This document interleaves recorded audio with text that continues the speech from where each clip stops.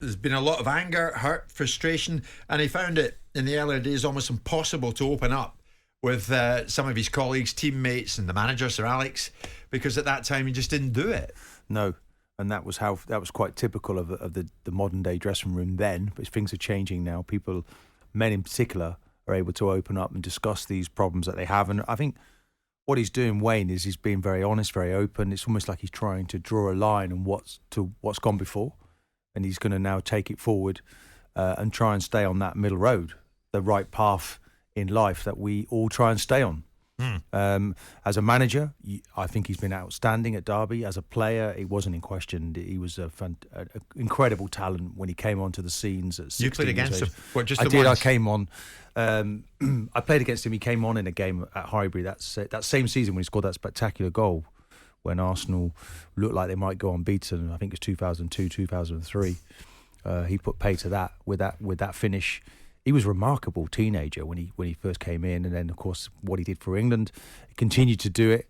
I don't know whether he kind of lost that sense of motivation, but he wanted a career path in management, and you can't question what he's doing at Derby. His loyalty to that football club, the way they keep winning on the backdrop of all that adversity, the not knowing about which players are going to be there from week to week, from day to day, from hour to hour, and he still keeps getting results and getting wins. So first class, and I'm looking forward to seeing it, Jim. Yeah, I must admit, and so am I. You heard him there saying, Sam, people say a lot about me and don't really know me. With all due respect, you know what's coming here. Have you fallen into that category? Haven't had a swipe at him? I didn't make any judgments about his character. I made judgments about his capabilities of being a manager in a very difficult circumstances. If you want to draw a line on your past, be judged in the present. Be judged by what you do now. Move through the gears. If you want to drag people back into the past, to be able to remind people of what you did or didn't do and how you put metal studs on your boots to be able to injure another player, and you think that's wise to do, then okay. I think it's self-indulgent. Now, I'm not going to get into the territory of whether he had the right to be challenged or whether he had the right to be having a difficult time. A lot of people might look at that and say, and I'm not talking about wealth, I'm talking about the opportunities in life. I might look at it and go, I beg your pardon? You were playing for arguably the biggest club in the world, achieving wonderful things, getting all the spoils of it. Some of us in the real world have real challenges and real difficulties and real adversities, and maybe some of your adversities might come to do with the indulgent industry that you're in at times. So I look at it and say, no, I'm not in that category. I have no personal interest in Wayne Rooney's personality. You asked me a question about his capabilities as a manager and what Derby needed at that time, and my position was not Wayne Rooney, or not someone like Wayne Rooney that has no credentials to get them out of the trouble that they were in. And they very rarely, very nearly didn't get out of the trouble. It was because of other people's failings that they stayed up now. But you think this is a bad idea for him doing this? And then you asked me a question about was it right for a manager of a high-profile football club to be finding himself drunk in a room with young ladies sprawled across the room? No, I don't think that's clever. I don't think it's smart. I don't think that's a good thing to do. But since then, I've looked at him. I think he's handled himself well.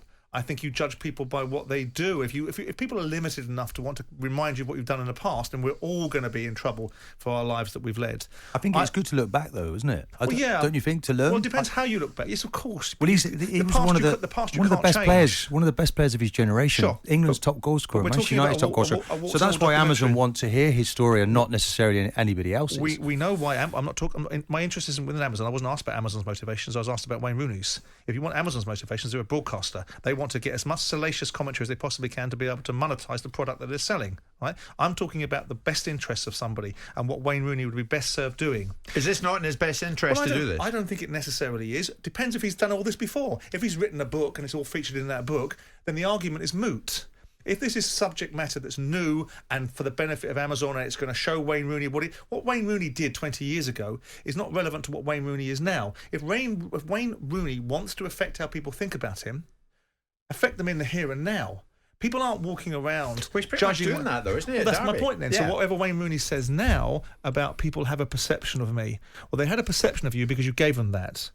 You now have an opportunity to correct that perception as an elder man managing a football team, and that's the world you should be judged by. This is about money. This isn't about him correcting the record. This is about him being paid to do a documentary and it be about his life. There is some dignity in ensuring that certain aspects of your life don't have to be shown to the entire world. Isn't it about having his say with the indiscretions with Colleen and the way they want to build their marriage together and try to draw a line, and the forgiveness that they've shown, or she has shown towards him, and that he wants to be able to say that in public? Yes, he can give his version of events. And I've been very complimentary about the circumstances. Let me be clear. Someone's made some stupid observation about the fact that I've said that just because you have wealth, you don't have mental health issues. I've talked about my own mental health issues, so I dislike people that try and categorise what you say without actually listening to what you're saying. I didn't say that.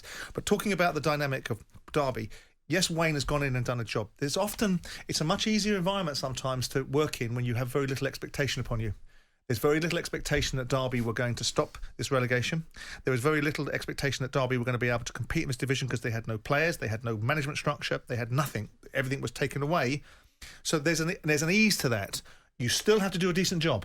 And Wayne is learning to do that job, and I think he's done it well. I was pleased to hear him last week talk about the fact that he didn't want to be involved in an Everton interview. I suspect, as I say, people don't like it, that possibly he wanted qualification if he was going to get the job, and may not have got that. That's why he may not have gone for that interview. But he still committed himself to Derby in the short term.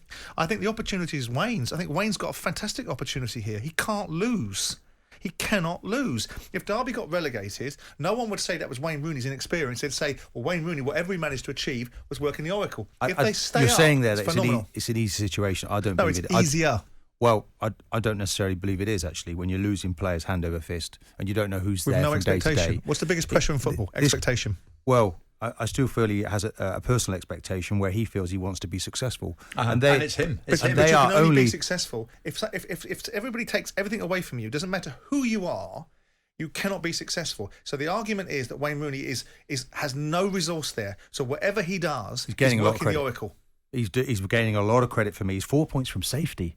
How has he done that? Having lost 21, three wins in 5.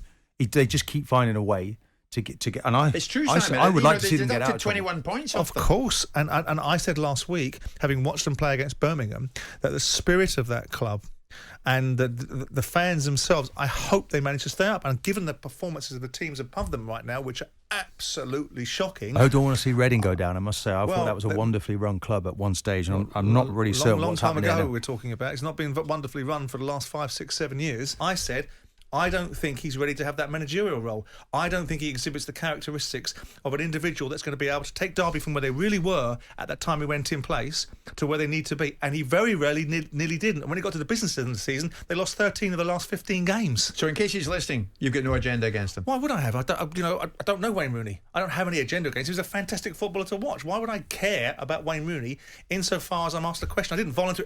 Jim, let me give you my opinion on Wayne Rooney. You asked me a question about whether he should go into Derby, and if he wants to be so... I think what's clear is that he's been an outstanding player, and he's using that skill set now to do an outstanding job in really extreme conditions in Derby County right now. It could not be more difficult for him.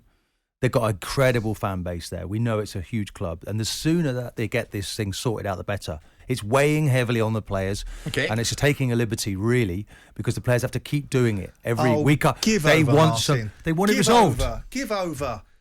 I'm not going to allow you to have that. The players are under no pressure. The biggest thing that the players have is expectation puts players under pressure. Everybody knows there's no if fear Derby that you could be out of a job. But they all thought they were going to get relegated. But all these contracts are contracts that are going to be either renewed by an owner coming in, or they're going to be moving on to other football clubs.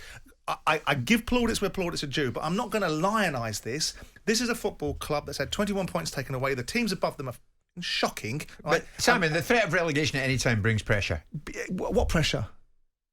What pressure? But what pressure does it bring to? None of these players want to drop down a division. The pressure comes from the fans looking at their club and expecting them to do better, and the disappointment. These fans are not in that respect. The fans are 100% behind their players, because whatever they're giving, those fans are grateful for. So the different level of expectations on these players, they'll be disappointed, and then they'll leave. Do you feel now then that they get close to safety, that then it becomes real pressure now? So they've had a free go almost. Maybe now, maybe now. If they find themselves in a touching distance, which they almost are, then we'll see if it carries on in that way. Because then the pressure, then the dial will switch. It will go from whatever they do is a miracle to now they can do it.